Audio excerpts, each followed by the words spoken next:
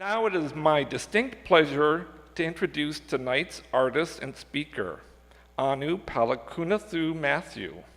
Ms. Mathew is a photo-based artist and a professor of art at the University of Rhode Island.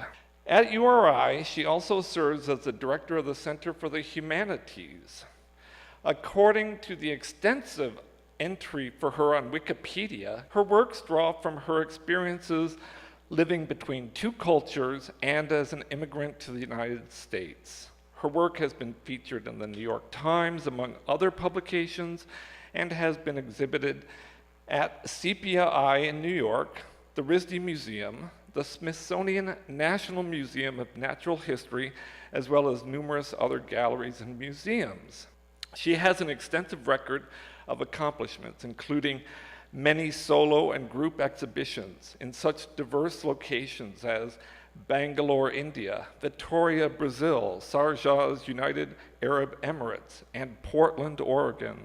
She has been awarded an artist in residence at the Yaddo Colony in Saratoga Springs, New York, and one at the MacDowell Colony in Peterborough, New Hampshire. In 2012, she was awarded a Fulbright Scholarship, very impressive, and she has received fellowships from RISCA and a Creative Arts Fellowship from the American Institute of Indian Studies. It is my privilege to present to you Annu Palakunnathu Matthew. I was told to tell you about my career journey. So I was going to take you on a journey today of how I started in photography, how my life experiences influence the kind of work that I do, and suggestions for those of you who aspire to be photographers in the 21st century. And I'm hoping that my story will inspire you as I came to this country not knowing anyone and as a woman and a minority. So a little bit about my background. I was born in England, and when I was about 11, every presentation, the age changes. If I was 11 or 12, I can't really remember. But I think I was around 11, and my parents brought us back to India, where I went to school and college, and then came to the United States. And when I was in my undergraduate, I actually studied mathematics. And I have no idea why I chose mathematics, except for the fact that my professor in 12th standard said that I was going to fail math, and I said, I'm going to prove you wrong. So in India, we have study holidays, which is about 2 weeks before the exam, and so I crammed all the information, and I got something like 94%, and I thought, oh, this is easy. I can party all semester and just study right before the exams, and those were my reasons to choose mathematics. So this is my group of friends from college. We, were very close, and just this last month, we met for my friend's daughter's wedding. My memory of that class is there was about 15 of us, 1 camera, and 2 rolls of film for the whole semester. And so we were each allowed to shoot 2 images, and we really had to think carefully about it. We were not allowed off campus, so it was in a very limited area. So this is one of my brilliant photograms, and this is one of 2 brilliant photographs that show you all the potential that I have to become a photographer. So after college, I worked in computers for about 6 years and was the first female manager of the company that I worked for. And one day I walked into work and I found my team of young men hiding under the table. And that's when I realized I was becoming someone I didn't want to become, and I was doing something I absolutely hated, and I actually hated getting up in the morning. So my advice to the young people in the audience is never get yourself into that kind of situation where you don't want to go to work. So an ex-boyfriend told me to stop whining and to do something that I really wanted to do. And when I sat down and thought about it, it was photography. And so I decided to come to America. But I went to graduate school, and in retrospect, I would have done a lot more research about which is the best graduate school to go to. And I don't think there's any one answer. It really depends on the student, the kind of work they do, and what they want to get out of graduate school. And now, thanks to the internet, you can do a lot more research. But for example, I wouldn't want to be in a school where the student's work that comes out of it is like cookie cutter or looks exactly like the professor's work. I would also think about things like the funding that you can get for your 2 years and the different teachers who teach at the different institutions, rather than only thinking about the brand name. So this is me from about 20 years ago with my husband David, who flippantly likes to say that my work is about me, me, me. I would prefer to say that as an artist, I raise socio-political questions through known imagery to prompt audiences to rethink their notions and assumptions. So when I started photography, I wanted to be a photojournalist and go back to India and fight for women's rights. I also wanted to do work like Cartier-Bresson, who, everyone called him a photojournalist. And when I saw images like this, I said, oh, I can do that. I can be a photojournalist. But his work isn't all necessary photojournalism. And so one of the things that one of my mentors taught me was to also look at the resumes of different artists. For example, Cartier-Bresson came from a very wealthy family, so he didn't actually have to have a full-time job. So he could travel the world taking images like this. Unfortunately, I didn't have that option. So my work does start with my own experiences, and my larger work deals with memory. And it comes from the perspective of someone who's lived between cultures. So I'm going to do an experiment now, and maybe if you could have the lights for 2 minutes, Mike, just as you're going to walk away. I'm hoping by the end of this presentation that I can change your perspective slightly. And so I wanted to do a small exercise which hopefully will illustrate that. So and I need your participation to do that. So if you could all raise your right hand and point your finger up, and look up at your finger and start rotating it clockwise. Now keep rotating your hand and slowly bring your hand down to your belly button and keep looking at your finger. So now if you look at your finger, which is below your belly button, you'll see that your hand is going anti-clockwise. So depending on your perspective, you can see things from different points of view. And I'm hoping that through my work, I'll be able to change your perspective about, hopefully, maybe, about someone who's outside of the majority. So the Body Memories of India is something that I started when I was right out of graduate school.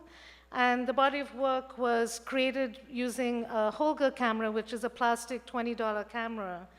And the reason that I chose that was because of my background in mathematics and computers.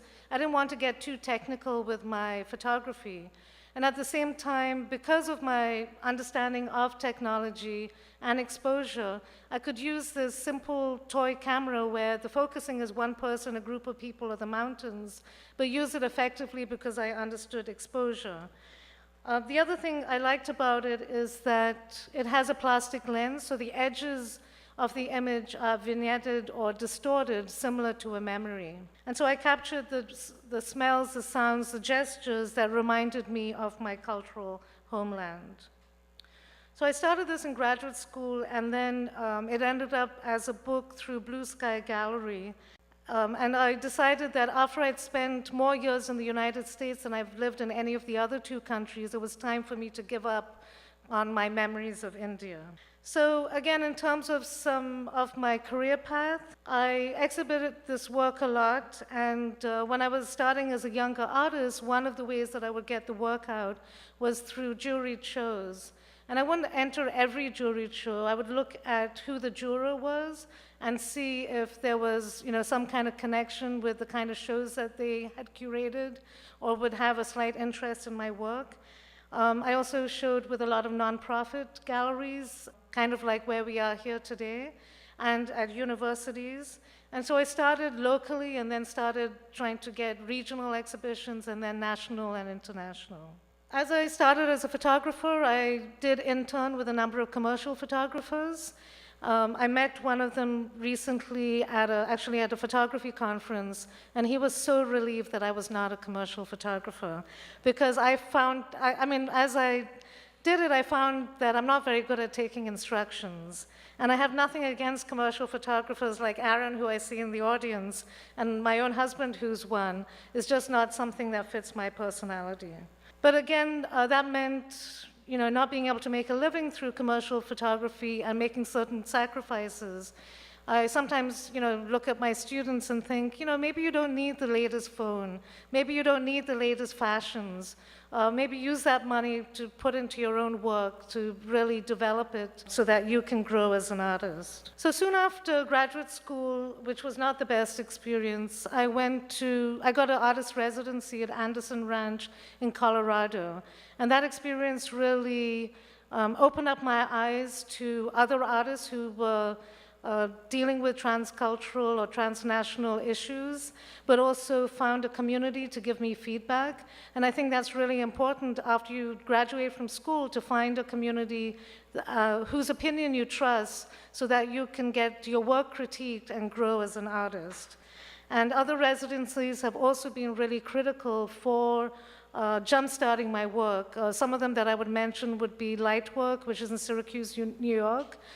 They actually pay the artist $3,000 for the month, and they have facilities which are like a candy store for a photographer. Other ones that were critical were the Woodstock Center for Photography, and of course, Yadu and MacDowell were wonderful too.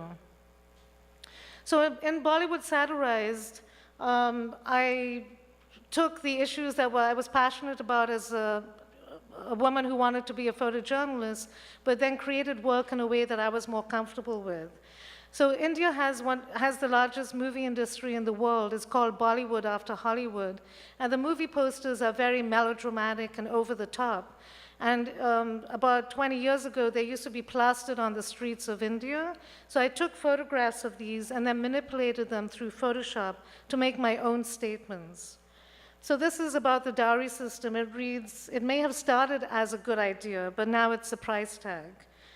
In my community and other communities, even though the dowry system is illegal, it still happens, where a bride and her family have to give money and material goods to the groom and his family as an agreement as part of the marriage.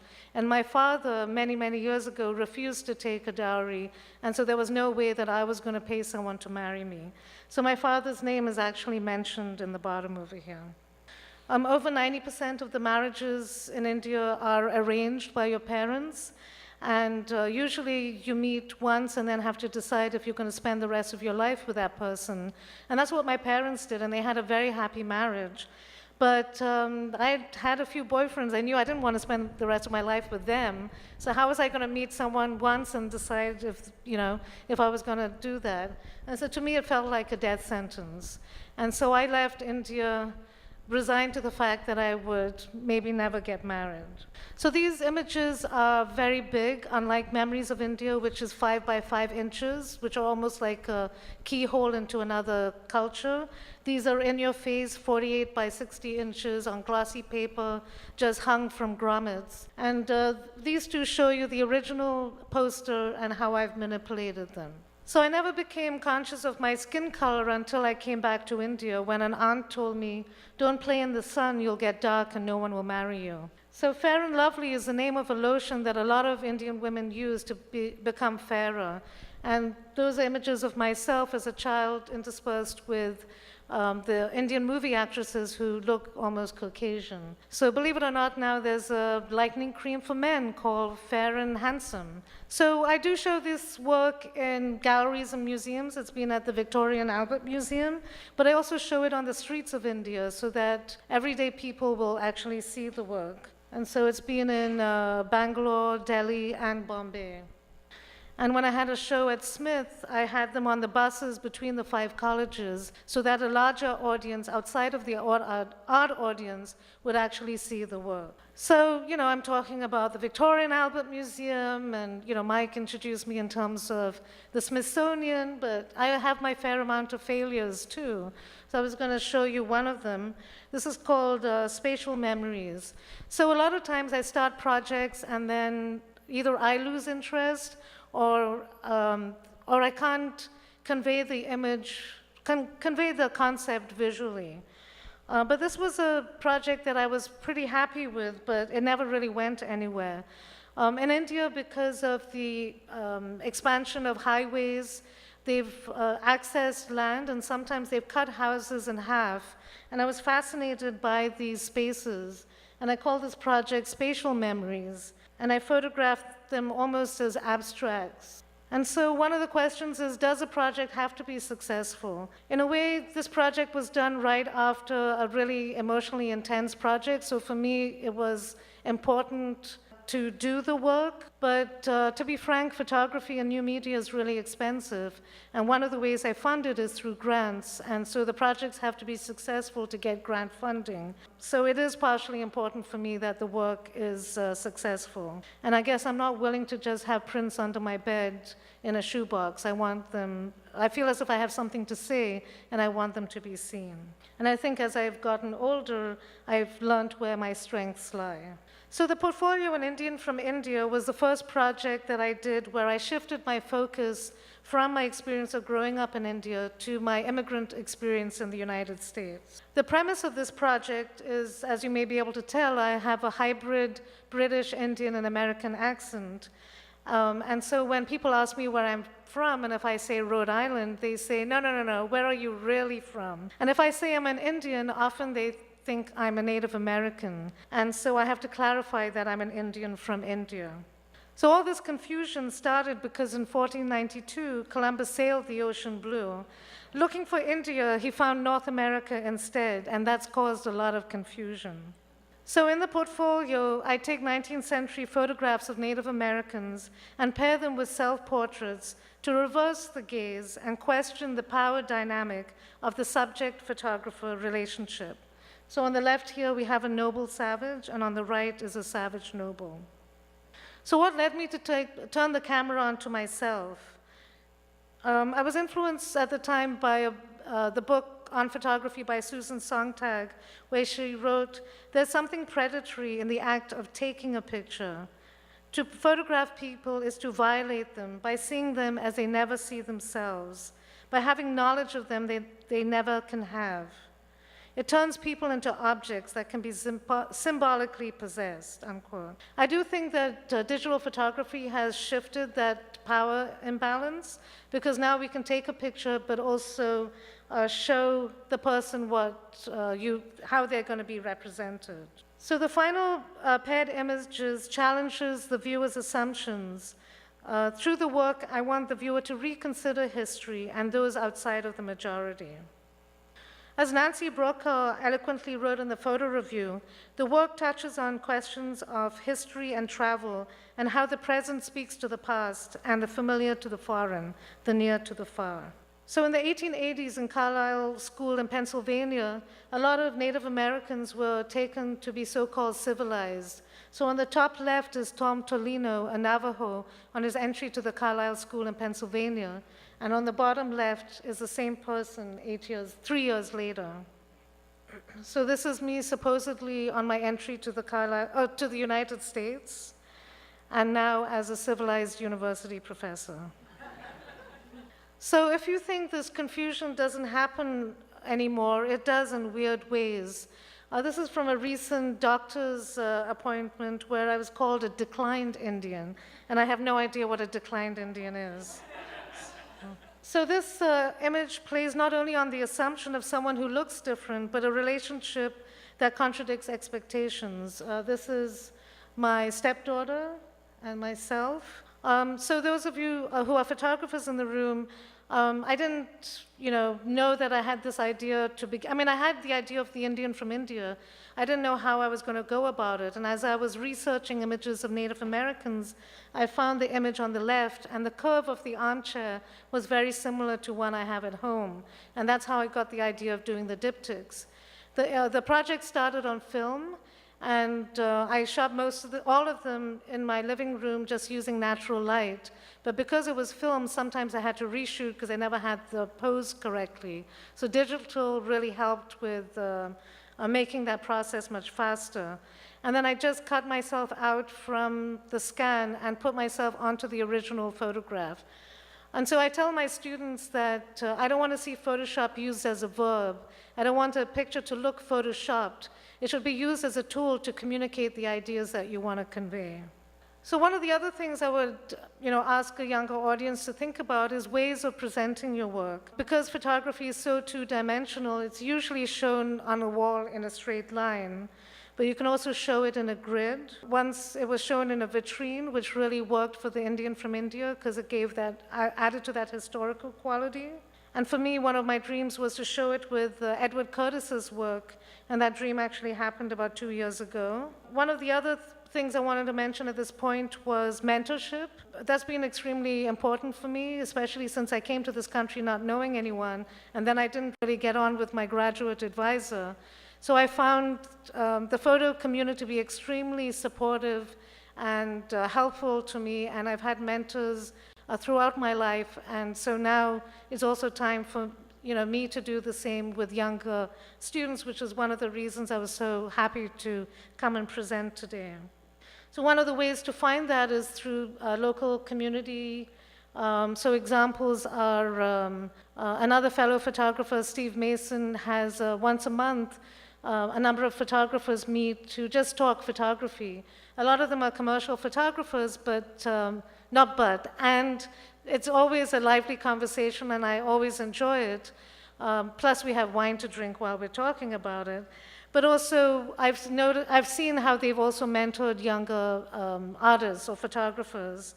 You obviously have the IMAGO Gallery, and now there's also the Rhode Island Center for Photographic Arts, who's doing a lot to provide that sense of community. And it's a wonderful place for younger people to also come to, and they also do a number of talks. So now I'm going to move to the virtual immigrant, and it continues my exploration of the immigrant experience. I was at a party in Bangalore, India, and I met this young man who seemed more American than I was, from his accent, his mannerisms, the way he dressed. And then I was stunned to find out that he was actually a call center worker. When you call a 1-800 number, a lot of times you're speaking to someone who actually is in India, who has to pretend to be an American. And that got me thinking, because on the day that I became a US citizen, I was mystified on reading the brochure that I was given called A Welcome to USA Citizenship. And it read, "You are no longer an Englishman, a Frenchman, Italian, a Pole. Neither are you a hyphenated American, a Polish American, and an Italian American." These words contradicted my experience and seemed to negate my own transnationality, having lived in England, India, and America. So unlike a call center worker who's an American for a workday, but can go back to being an Indian at the end of the workday, I was being asked to give up my Indianness. So before I show you the work, I'm going to first explain the process.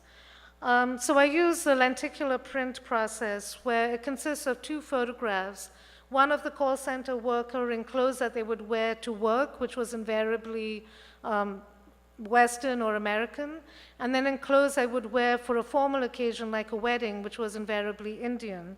And a software splices the 2 images and reassembles it where one strip alternates the other, and then a lens is put on top of it. So as the viewer moves, you can see the 2 different images. And then I had the audio playing in the background of talking about the different experiences of the call centers. So the viewers moving back and forth to see both images highlights the unique fluid experience of the virtual immigrant. The disembodied voices that are part of the installation in the form of audio resonate with a dislocated experience of communicating with people hundreds of miles away while minimizing their Indianness. The audio excerpts reveal their experiences, both positive and negative, in poignant ways. So in 2015, I reimagined this as an installation that was projected on the walls of the Royal Ontario Museum for Nuit Blanche.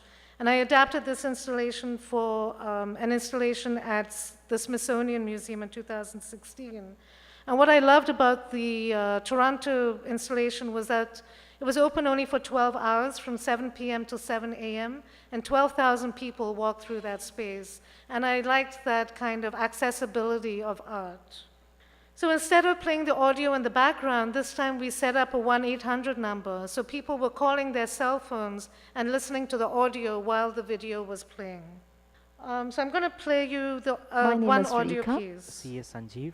Sirilata Ramnath. Hi, my name is Rehana Sitar. Actually, I chose initially Arnold Brown. My idol is Arnold Schwarzenegger. But somehow that name didn't sound good for my colleagues, so I had to change it. I chose the name of Arnold Brown because I'm brown in color and Arnold is my idol. Cecilia Connor. Doreen. Robert Spencer. Lisa James. Fahim used to be called John in the company. So that is changing now. Fahim is Fahim in India and in America. I don't know which part of the world I'm living in right now. When I get back home and when I speak with that same accent, my wife, she thinks I am trying to act very smart. But my children will really like the way I speak in American accent because they find it is very stylish and they are trying to speak in American accent because they know that will be the future of India. They say the behavior has changed, the way of talking has changed, the way of eating, everything has been changed. You know, when you go home, it's an Indian environment and then you don't feel a part of it. It's an overlap of, the base of course is Indian, but there's this covering that's happening, kind of plating that's being given. Nothing can change the base. So in 2007, I received a McCall Johnson Fellowship from the Rhode Island Foundation, and if you don't know about this grant, you really should look it up. It's offered once in 3 years to visual artists, and 3 grants are given out for, I think, $25,000 or $30,000. And what was unusual about the grant was that I didn't have to apply with an idea. It was based on my existing work. And so it allowed me to experiment. So I was experimenting with time-lapse photography, and at the same time, my mother's friends, when I would visit them, they would show me their family albums, and I was really struck by the family photographs that I was seeing. So I did a project there, and then I expanded it thanks to funding from the University of Rhode Island to Vietnam and Israel. I initially wanted to compare family photographs across cultures, and I chose Vietnam and Israel and the Palestinian territories as they are countries that have gone through trauma and had recent histories that related to the USA, as in Vietnam, or my stepdaughter, as in Israel. So I use individual images to create these photo animations. So this is one of the examples. The final animation links older family photos, usually experienced as prints, to the newer ways of viewing images on our phones, tablets, and computer screens. So this is a Vietnamese grandmother who was a widow and became a Buddhist monk with her daughter and granddaughter. So I present regenerations on a framed iPad so that it initially looks like a photograph. And usually what happens, people walk by and they suddenly see the motion and it's almost like whiplash. But on closer examination, you notice the subtle movement and changes. So my trips to Vietnam and Israel made me more conscious of how political events shape the way that different families gather, keep, and appreciate old family photographs.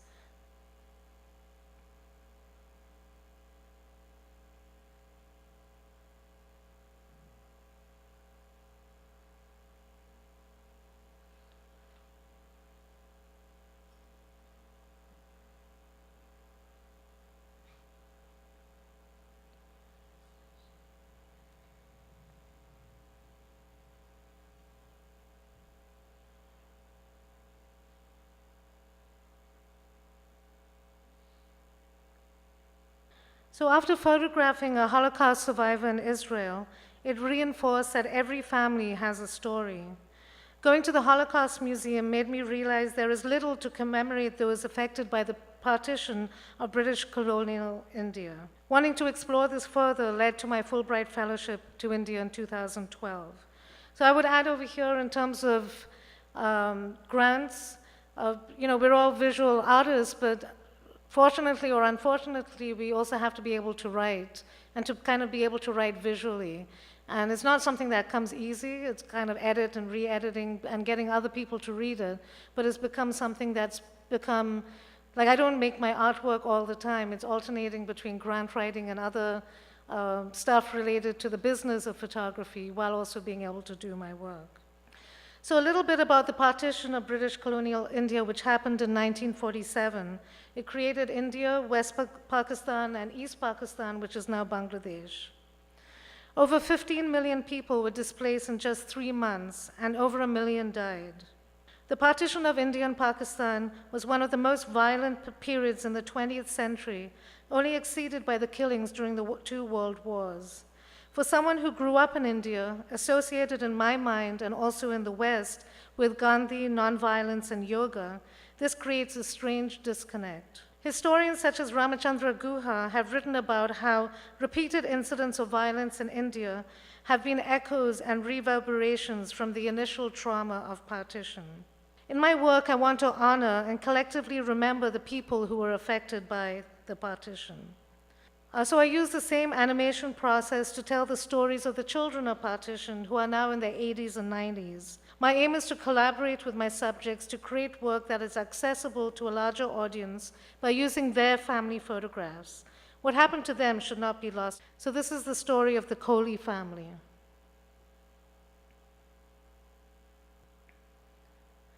I went from being wealthy to a penniless refugee. My father went back after 2 years to his house at Lakshmi Mansions, flat number 39. The person living there had a British mother and a Muslim father. The man asked if he would like a cup of tea. My father said, when I was served in my silver tea service with my monogram on it, I realized that I was homeless. So the next animation I'm going to be showing you shows you some of the process of meeting these families and choosing the photographs and taking the pictures. That's my grandfather, but I can't find my great grandfather. My grandfather's brother's wife. Okay. And it starts before any other wedding function. Okay, that's how wedding dress. Yeah.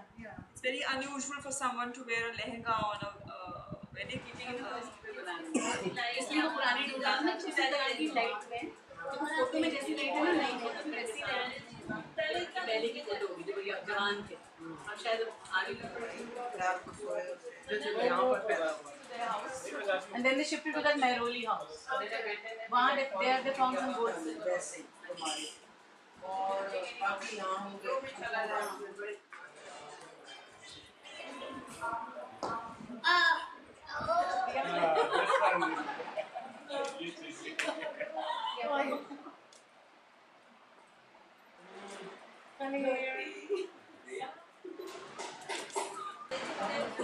Just show me what you did.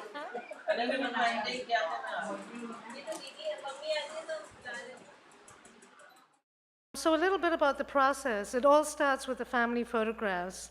I first scan the original family photograph that I find in the album, and then I get the different generations to pose and put them back into the picture, and then create the animation. I also create photos of the entire family so that they have something to put back in their own photo albums. And that's something I would also advise if you're taking portraits, to make prints and give it back so that you're also giving them something for their time. And also, they're always nicer to the next photographer that comes along. So when I meet these families, they're strangers. For me to connect with them, the less distractions, the better. So David usually assists me on the photo shoots and sets up the lights while I go through the albums and start talking and connecting to the families and collecting the stories. This video has the whole shooting process. And usually the kids always love to help out. And they also help with the posing.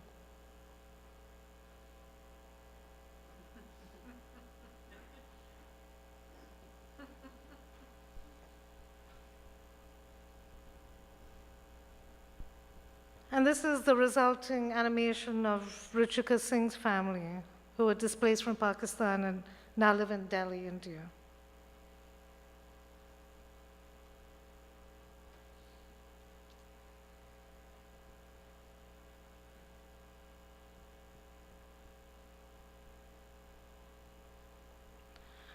There were so many people trying to get on the train to India.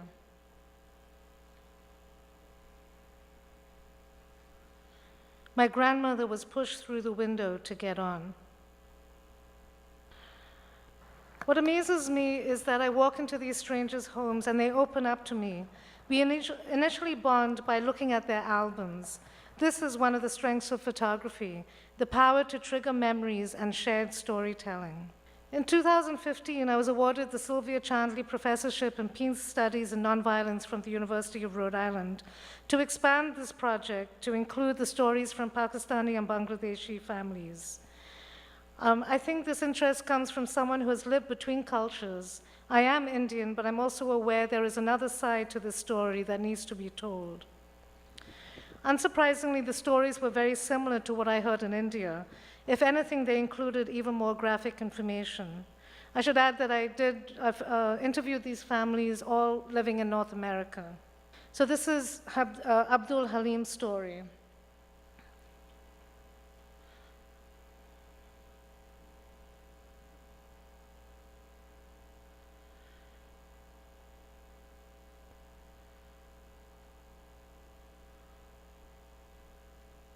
So you're going to see him lose his hair now.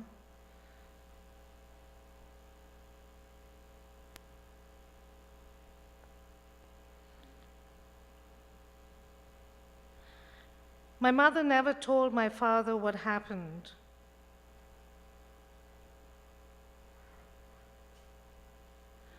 She said he never asked.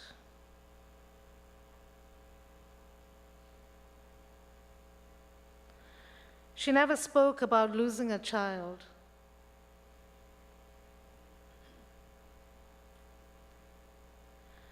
My father said that he didn't want to know how she was saved, as there was always a stigma about women who survived.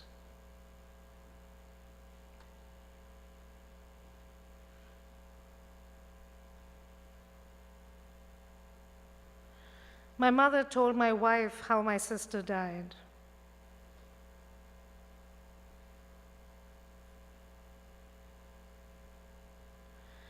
She was given a choice to choose between my sister or me, but couldn't make one. It was decided for her. So now you understand why I had to do that Spatial Memories project. This really was a very emotional roller coaster, doing both India and Pakistan. The following clip is an excerpt from an interview that I did with Farah, which shows how emotional these sessions are. What happened to him was that he was crying in the river. He said, "The water's really cold. Please let me out of here." And his father said, "Okay, God be with you," and he let him go. Oh, okay. Yeah. I present the work in a hollowed-out 1947 encyclopedia with an iPad mini inside. As Swarthmore professor Baki Rathimani recently pointed out, the act of hollowing out the book is a metaphor for the violence that happened during partition. This is from a recent installation in India where they showed both the India and Pakistan work side by side for the 70th anniversary. And it was amazing to see people sit and read every single story on both sides and say how similar those stories were. And this is a more recent installation where it's really now come together. It sometimes takes me years to figure out the final presentation, and this was the one that I was most happiest with. So I'm going to end on this project, to majority-minority. As an immigrant minority and an American citizen, I'm triply aware that I and many others don't fit the historical stereotype of what an American is supposed to look like. 3 years ago, I started the project To Majority Minority to highlight stories of immigrants, to push back and resist anti-immigrant and minority sentiment as the America of yesterday, filled with immigrants of European descent, is giving way to a new multicolored and multicultural America. This is simultaneously a personal and communal project, having experienced prejudice as an immigrant and watching the experience of others. These incidents and my own experiences made me interested in letting others know the stories of how and why many of us came to this country, to create empathy and understanding for those who don't look typically American.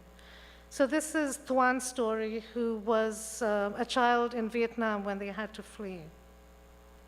We left a week before Saigon fell. We flew to Manila and spent a night at a US military base. Then a week at a refugee camp in Guam.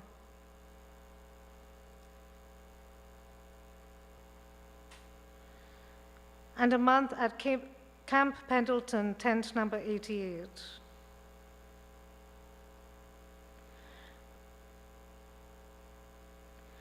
Other than $20 and a few clothes, all we had were these photos,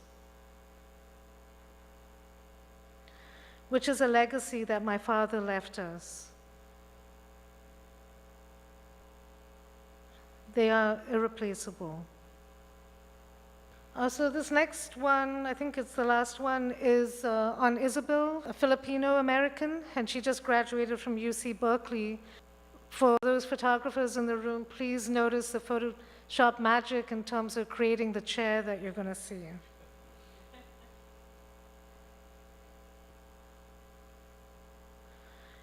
When we first arrived, my mother and I didn't fight about grades.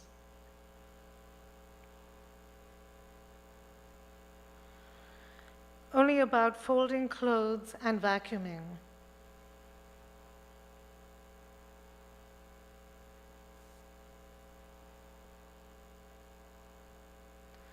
My mother told me not to worry about money. She said we'll ask Oprah if necessary. So in closing, you can see that my work deals with memory, whether it's personal, historical, and communal. So while my work is all about me, it also echoes the stories of others whose experiences are like mine. I simultaneously look inward to draw on my own experience and look outward to find larger histories that echo the personal. I'd like to end with this quote: "Those who cannot remember the past are condemned to repeat it." Thank you.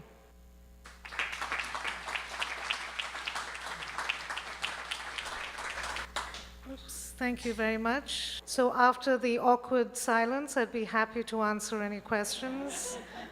Who's going to be brave enough to put their hand up first? There we go, Mike.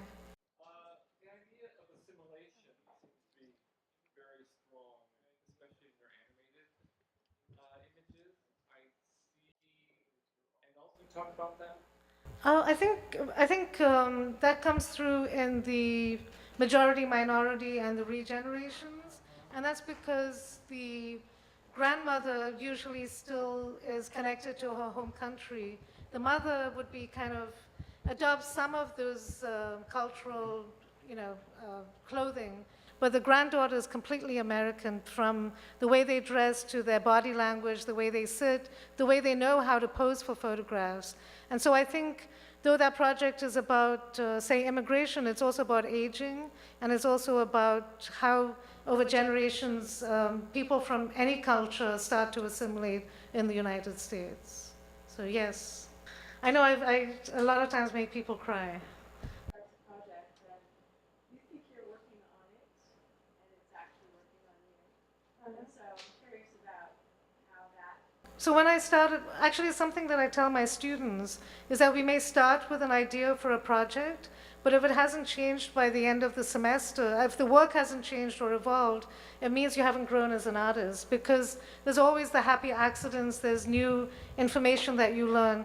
But if you're rigid about the work being exactly the way you defined it, then I don't think you've really mined the potential. So even though it's agonizing and nerve-wracking, when I'm doing a project, there's always these ups and downs, and there's never this easy, pleasant experience.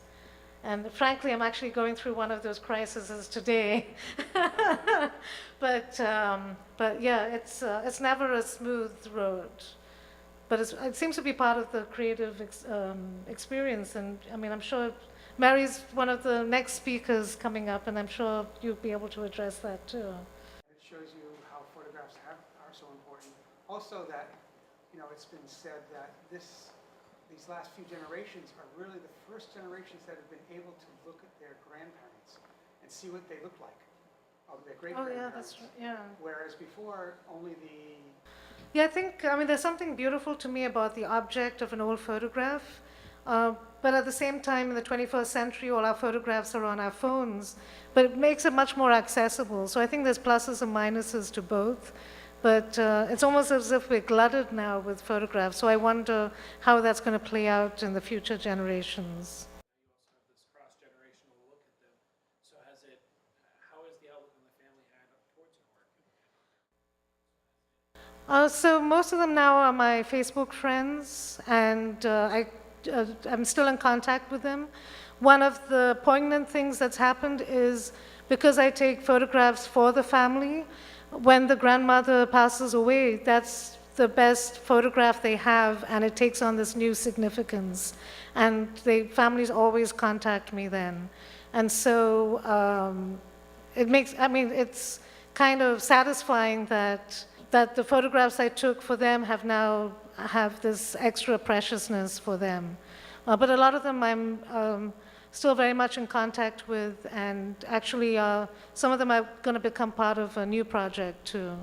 When they tell you these intimate stories, the relationship can't end when you leave the house. So it's something that there's this kind of bond that that continues, which is, I think, wonderful. Your exploration of both the science of memory and the art of memory, is what I love most, is that fusion of these two. So one of the artists whose work really resonates with me is Doris Salcido. She's, I think, Colombian artist. She's actually a sculptor. Another artist is Alfredo Jar, who also deals with memory. Doris is a sculptor. Alfredo Jar uses a lot of new media and photography. He did a piece of the Ethiopian, that young child who was at the point of dying that had the eagle. He did a piece about the photographer who took that image and then consequently committed suicide. That was one of his most well-known pieces. And a third artist is, I'm blanking on the name, but he projected images of Jewish people who lived in Berlin onto the walls of the, I'm blanking on his name right now, but he's another. Writers, what comes to mind is Arundhati Roy's God of Small Things. She writes very, very visually in that. Unfortunately, I guess in the last 10 years, I've become more of an academic, and so I've been reading a lot of academic and history books. It's not been very fun, Nothing is like coming, but there are books. There's a scholar in Canada who's written about photography and memory. But I'm blanking on her name right now, which is not very helpful. But I think photography also lends itself to memory, because the minute you've taken the picture, it's the past. One of the things I didn't mention, but I think is maybe the root of why I'm so fascinated with memory, is that soon after coming to India, my father passed away when I was 14 years old. And I think that kind of started this fascination with memory, or looking back and re-looking at old photographs. And that's, I think, where a lot of my motivation comes from. Into the other regions and between people developing and building, our architects challenged to create housing that they can keep their culture or... That's what I loved about the virtual immigrant, who said that there's a scaffolding that happens, but the base remains the same. And I think that scaffolding does happen. And what I also find is that my stepdaughter says when I go to India, I become much louder. So I think, depending on which culture and then when I'm in England, my husband complains I like all the bad British food. So I think when I'm in each country, I also kind of change or become like a chameleon in a way. It is fascinating how, unfortunately in India, they haven't tried to, because there are certain architectural ways of building that go with the weather, but they've gone all with glass and air conditioning, and it's just creating more and worse situations. So, but there was actually a show at the MFA Boston on architecture and globalization. I don't know if you saw that. Actually, before I became a photographer, I wanted to be an architect when I was young. So maybe there's some connection there. I'm wondering if you would talk about how you think about composition. Other than my first project, I'm not, as David likes to say, I'm not really a photographer. I'm a photo-based artist because I start with photography, but I'm not really capturing it from real life. But what I would say is that there's a term called punctum by, help me out here, by, oh gosh, he's really well known. I mean, like when you reference photography, it's Susan Sontag, and anyway, it'll come to me. Where punctum is there's one element in the image that makes it come alive. Whether there's this person running across and there's long shadows, but his foot is up, and so there's that gap between the foot and the shadow that make the image come alive. And so, especially in my Memories of India work, I look for the punctum of that image to go beyond just a document to something more magical. That would be my answer to your question. I actually don't believe in following the strict rules of composition of the 1/3 or not cropping images, because the ratio of the image size has been dictated by the manufacturer. It doesn't mean that we have to stick to that. So based on the image or the project that I'm working on, I may crop if I don't have any problem cropping. I think that your one project on housing and spatial memory was not a success. You didn't really explain that. Okay, I'll explain that. Roland Barthes is the name of the writer. I mean, it wasn't a success in terms of interest in it being exhibited or getting any kind of grants for it. It was something that I actually wanted to go back and photograph, but in a way it is so different from my other work that it seemed a little bit of an anomaly.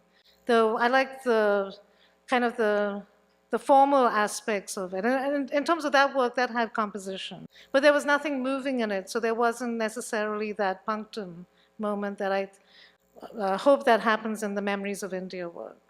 Yeah, color and texture more, yeah.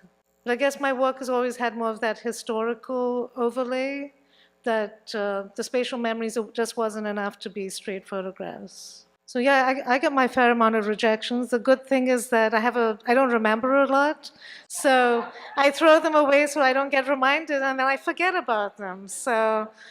But one thing I would say about getting rejections is that usually there's a panel of jurors. So, it may have been 2 out of 3 that disagreed, but there may be one who really loves your work, and they may contact you, maybe not right away, but later for an exhibition or for something else. So I always find that one thing leads to another, and not to take the rejection personally, but to realize that you're getting the work out there, you're getting people to look at it, and somewhere down the road, something will happen.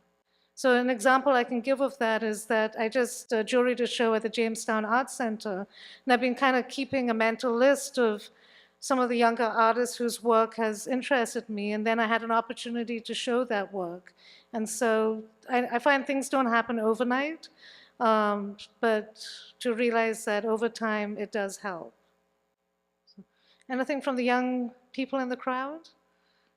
And to point out things that might otherwise go unnoticed. I think it's wanting to give a platform to voices that are not really heard. And I think that comes from being a woman growing up in a patriarchal society. And as one of the reasons for regenerations, I focused on women. I would go into these Indian homes, and all the focus was on the women, and the men would say, what about us? They were always used to all the attention. And I liked the fact that I was empowering the women. So I've always, and then maybe that's the photojournalist in me wanting to give a voice to the unheard, but also going back to the earlier exercise about changing perspectives about different ideas of history, or there's always certain gaps in terms of different histories. So a book that was very influential to me was a book called Different Mirrors by Roland Takaki. And he writes about the history of America through different ethnic lenses. And I found that a fascinating book, and it's one that heavily influenced my Indian from India work. To be an academic and your involvement in academia with your need to be expected and private to develop your own work? So the way I balance my year is during the semester, which is the fall and the spring, I do the research for my projects. But in the winter time, when I have 6 weeks off, and I don't teach in the summer, which means I get less money, but I get the time to really hibernate and do my work. And that's when I do most of the post-production. But during the academic year, I'm really doing the research for what comes out in the summertime. During the rest of the year, it's also being an academic, but it's also during the dreary stuff of being an artist, which is finding the work, packing it, sending it for shows, doing all the contracts. I hate doing that stuff, but that's also part of being an artist. So I kind of alternate, and that's why my summers to me are really important, that I don't overbook or overschedule stuff. That's me time, and I really enjoy just being isolated, focusing on my own work. I am the photo department, so I teach everything from beginning to advanced. Actually, Danny also teaches for us at URI.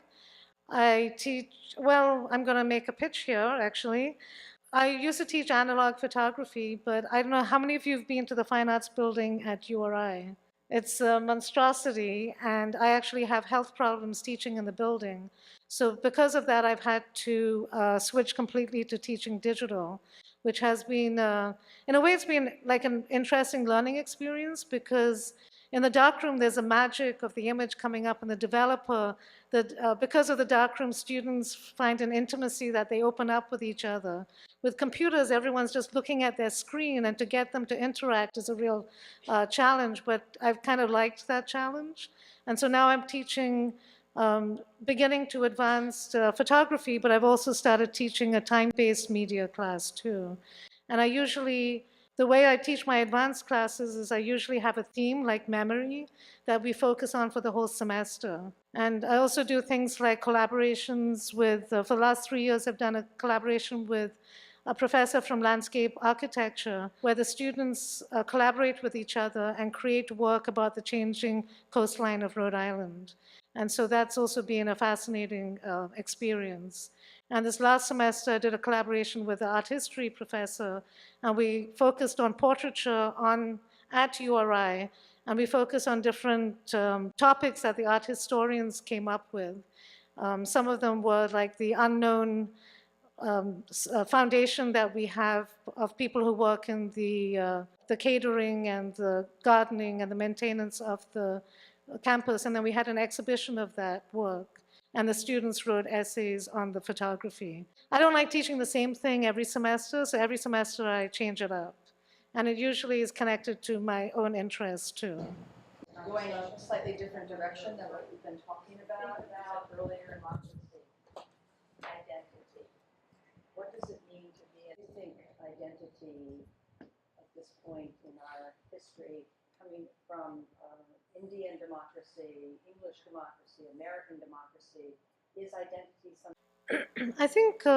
I think identity does change. I mean, look at our own relationships. If I look at my relationship with my husband, who I was 20 years ago is quite different who I am today. And our identities have changed over the years. I do think that, like initially when I was younger, I resented the fact that I didn't belong to any one culture, but now I love the fact that I can draw from all three cultures and hopefully celebrate what I think is best from all three of them. As you get older, you get wiser, and I definitely think that identity does change. And I mean, all of us remember high school. I mean, that's when you're forming your identity. And it's, you know, it's a difficult time, and to figure those things out is tough. And I'm hoping that, you know, one of the things, because they are creating a video of this that will be available to the high school students, is that maybe seeing professors or artists who look like them or maybe talk like them can be inspiring to another generation. I think that's a really good note to end this on, so thank you very much.